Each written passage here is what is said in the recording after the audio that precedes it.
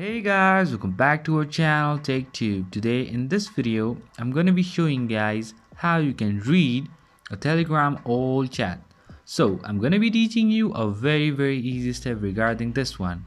And if you have any problem or any queries within the process, just let me know in the comment section right away.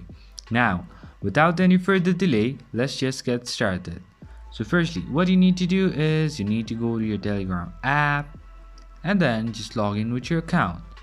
Once you do that, just go to the search option on your top right corner, and now from here just choose the person that you want to read the old chat of. Let's say the person is not available in your FYP chat, let's say for you pays one chat over here. Let's say here the person is not over here, so you want to read the chat, that's the whole chat. So just go to search and just press the person's name, and you can see you can have the chat over here like this.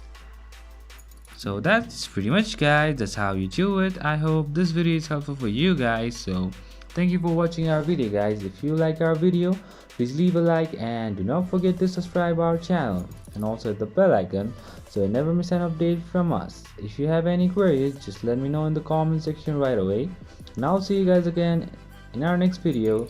Till then, stay safe guys. Thank you for watching.